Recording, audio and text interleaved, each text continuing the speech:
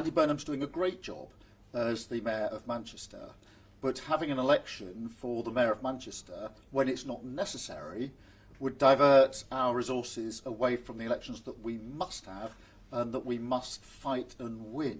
Keir came out this morning and defended his decision to block Andy Burnham from standing as Labour's candidate in Gorton. So at the weekend, obviously, Andy Burnham applied to be the MP, which would mean him standing down as the Greater Manchester Mayor. But Keir has obviously said that diverting resources from the by-election, which is probably going to be the end of February, and having this extra race in Manchester would divert resources from local councillors coming up in the May elections. But there's more to it, obviously, because Keir obviously sees this threat to his leadership. The party was basically on the verge of civil war this weekend because obviously you had big beasts of the party like Ed Miliband and Lucy Powell coming out saying that Andy Burnham should be allowed to stand. Now, Keir Starmer, who controls the NEC, Labour's governing body, has said, well, they effectively blocked the decision on Sunday morning about 11 a.m. There was a group of 10 people that met, and they're sort of the bigwigs in the Labour Party, and Shabana Mahmood, the Home Secretary, chairs that. And they voted 9-1 to block Andy Burnham. And there was only one person that voted for Andy Burnham, which is his friend in Manchester, the Deputy Leader, Lucy Powell. So it was pretty conclusive. I've said everything that I needed to say. And, Are you frustrated getting on with with the my NEC? job now. Thank you. I don't think he is the clear successor. I think he has made no secret of his ambitions one day to lead the Labour Party.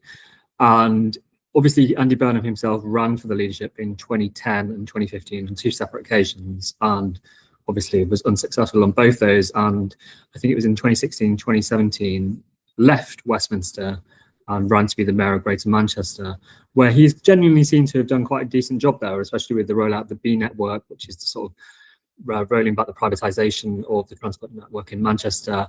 And in the last mayoral election, he basically won every ward in the constituency of Greater Manchester. And he's seen as quite a popular figure.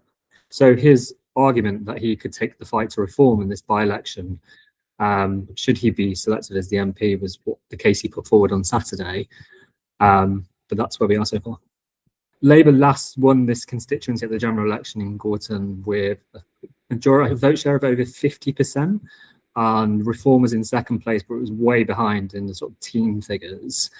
But I think both Reform and the Green Party now are seeing this by-election as sort of their chance to make a major political upset here in Westminster. If Labour lose this by-election, which obviously is a safe Labour seat in harbouring Manchester, then expect recriminations and this sort of civil war we've seen in the Labour Party over the weekend to sort of resurface at the end of February. And again, there'll be questions about Keir Starmer's leadership if he loses this race.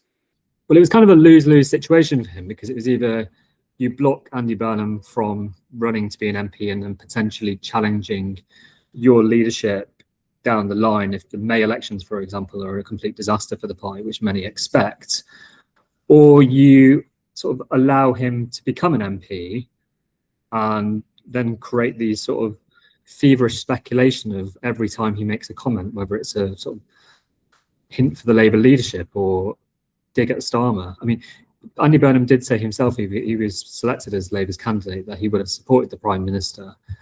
But there's no doubt, I mean, if, for example, the May elections are a disaster and Labour MPs call for Keir Starmer to resign, that Andy Burnham would be one of those people potentially waiting in the wings and be putting his nominations forward as Labour leader. Last night about the Labour Party's decision. I mean, do you want them to change their mind, and do you think the economy is going in the wrong direction?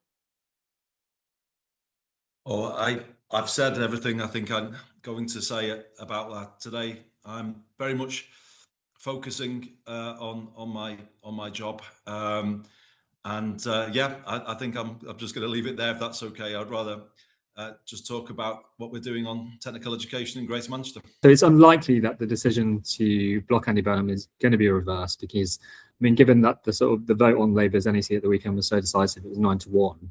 I mean, some MPs are calling for a full meeting of the NEC, which is about 40 people.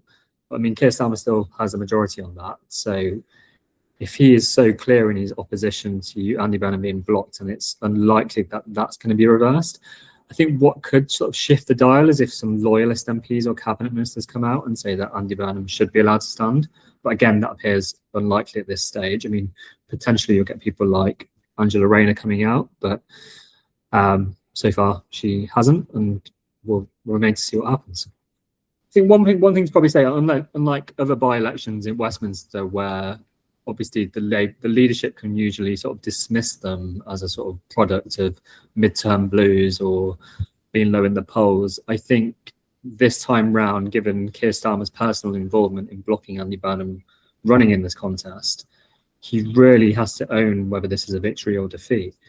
And in one sense, he may have put himself in more political peril by blocking him if Labour loses this by-election. And there'll undoubtedly be more questions about his leadership if that were to be the case at the end of February.